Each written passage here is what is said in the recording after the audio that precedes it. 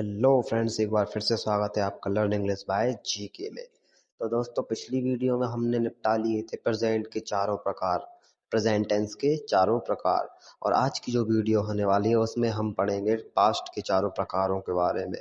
कौन कौन से प्रकार? Past indefinite tense, past continuous tense, past perfect tense और पास्ट परफेक्ट कंटिन्यूअस टेंस के बारे में। तो चलिए बिना किसी देरी के आज की वीडियो को शुरू करते हैं। तो दोस्तों देखिए, पास्ट क्या होता है? पास्ट मतलब जो घटनाएं हो चुकी हैं उनकी जब हम स्टोरी बताते हैं, मतलब उनके बारे में बताते हैं, तब वहाँ पे लगते हैं पास्ट टेंस। मतलब वहाँ पे जो बातें बोली जाती हैं वो सब पास्ट की बोली जाती हैं। तो उनको लिखने का या बोलने का जो तरीका होता है उनको पढ़ेंगे अपन पास्ट टेंस में। तो चलिए बिना किसी देरी के अपन शुरू करते हैं अपने टॉपिक को। तो अपना चौथा जो टेंस है, क्योंकि चार अपन प्रेजेंट के हम पढ़ चुके हैं और आज अपना है पांचवा टॉपिक। तो अपना पांचवा टॉपिक जो है वो है past indefinite tense. Past indefinite tense क्या होते हैं? तो पास्ट में अपन बताते हैं जो काम पहले हुआ था, मतलब जो काम पहले हुआ था यानी कल या परसों हुआ था उसको बताते हैं, तब अपन करते हैं पास्ट इंडेफिनिट की बात। तो इसमें जो हेल्पिंग वर्ब लगती है वो क्या लगती है? डिड। क्यों? क्योंकि प्रेजेंट में क्या हेल्पिंग वर्ब लगती है प्रेजेंट इंडेफिनिट टेंस में? डू और डज। तो डू का जो पास्ट होता है यानी सेकंड फॉर्म वो होती है डिड। तो यहाँ पे लग जाएगी हेल्पिंग वर्ब डिड। तो इसका हमारा फॉर्मूला क्या बन जाएगा?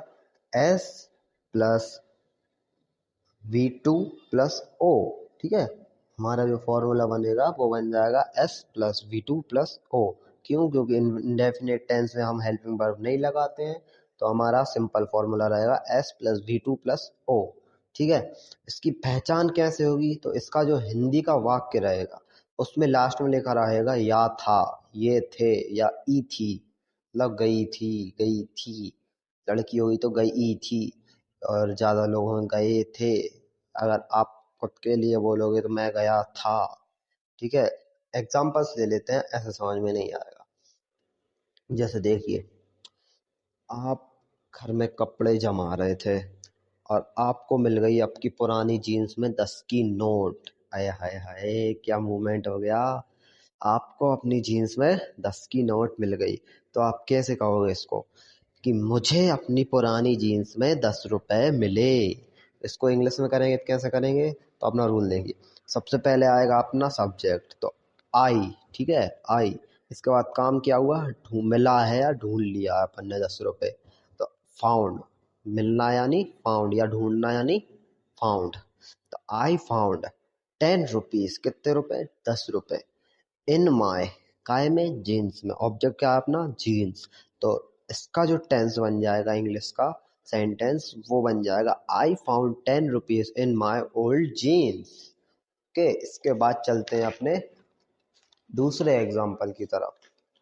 जैसे अब देख लो, आप सो रहे थे बढ़िया, या पड़े पड़े इंस्टा चला रहे थे बढ़िया, स्क्रॉल कर रहे थे। अब आपको लगी भूख। अब आपको क्या लगी?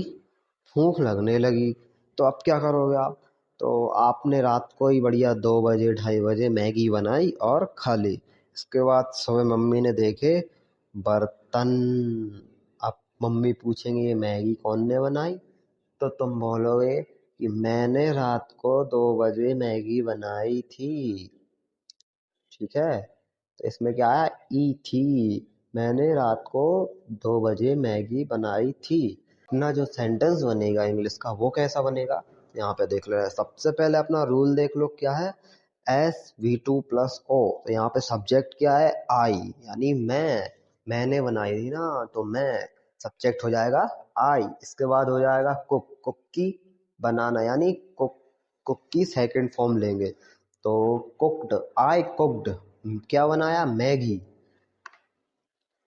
ऑब्जेक्ट क्या हो गई हमारी? मैगी।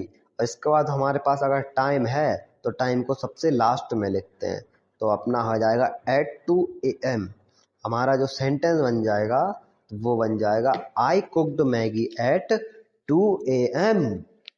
ठीक है, इसके बाद देखो, एक और देख ले रहे तड़कता भड़कता सा।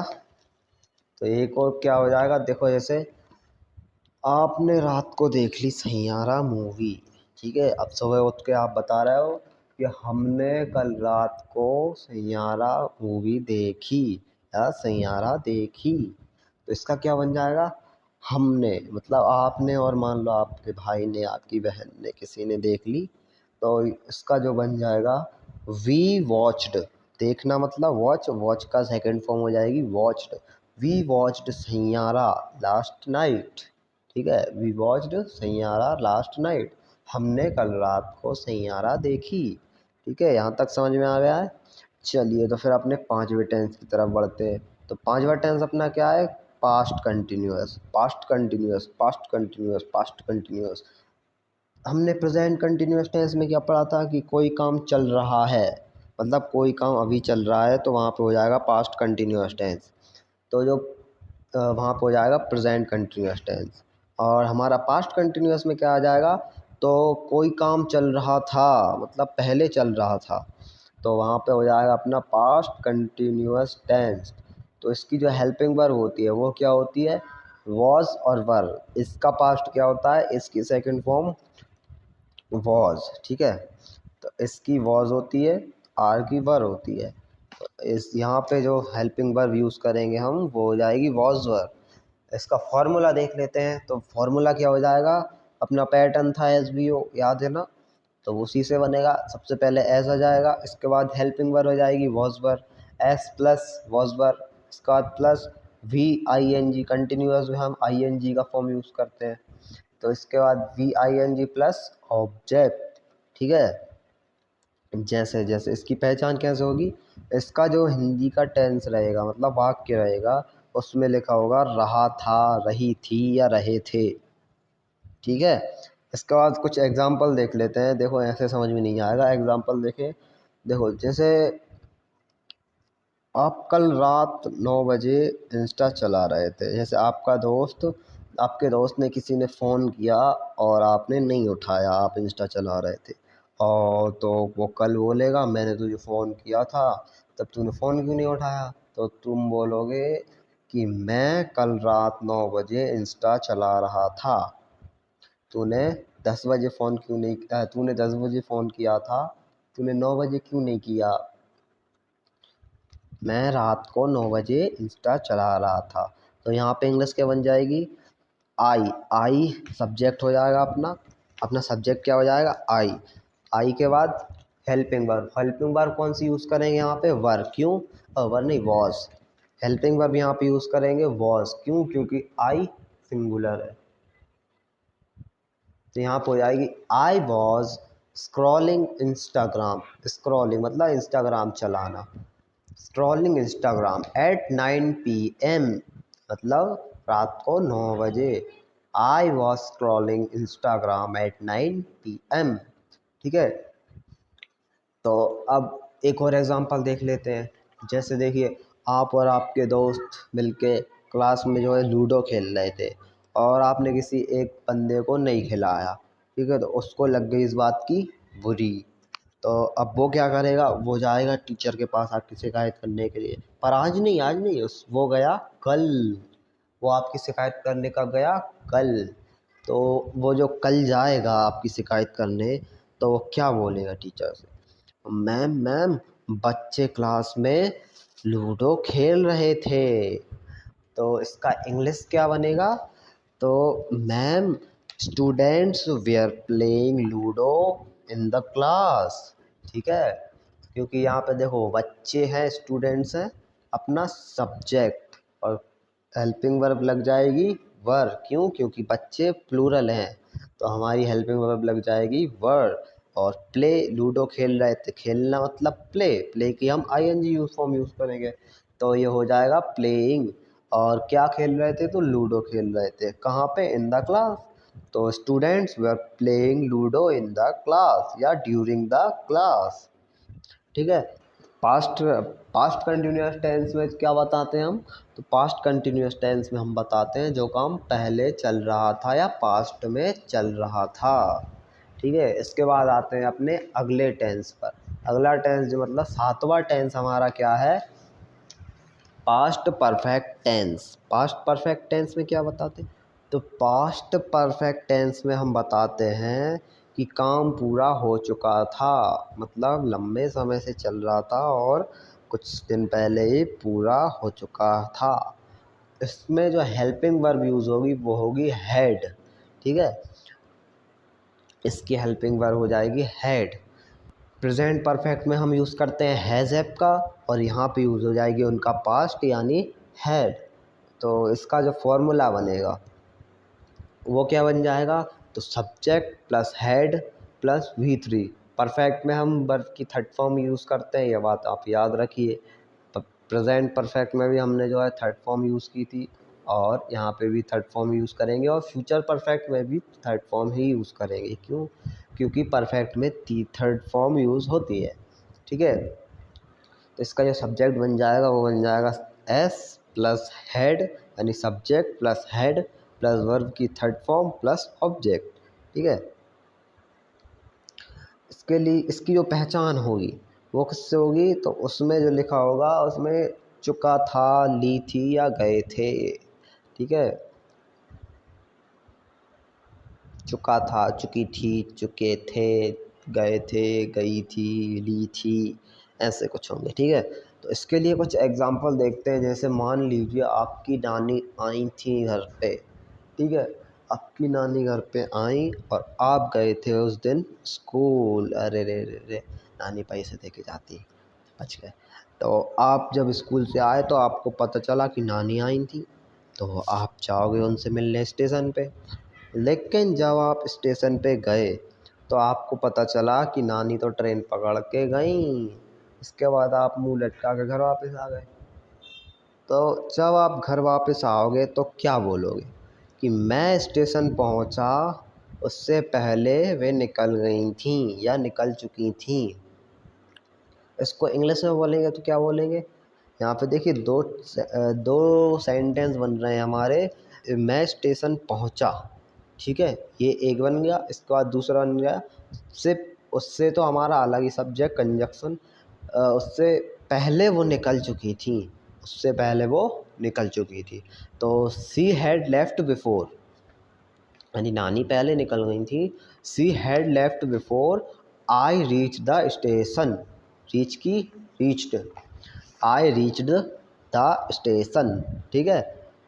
इसके बाद एक और देख लेते हैं। मैंने कल अपना होमवर्क 8 बजे से पहले ख़त्म कर लिया था। तो इसका क्या बन जाएगा, तो इसका बन जाएगा सबसे पहले सब्जेक्ट आएगा I had finished my homework yesterday before 8 PM, ठीक है। एक और देख ले रहा है। जैसे आपके घर पे मेहमान आ रहे थे, आपको पता लगा तो आपके घर पे रखा था केक, आप सोच रहे हैं इसको मेहमानों को दे देंगे मम्मी, तो हम कैसे खाएंगे फिर। तो देखिए यहाँ पे आपने पहले ही केक चुपके से खा लिया, ठीक है। तो वो क्या हो जाएगी, आप जब बाद में स्टोरी बताओगे कि हमारे घर पे मेहमान आ रहे थे, तो मेहमानों के आने से पहले ही हम केक खा लिया था। तो इसका जो इंग्लिश बनाएंगे वो क्या बनाएंगे, we have eaten the cake, हमने पहले ही केक खा लिया था। वी हैव, सॉरी हैव नहीं, इसमें आएगा हैड।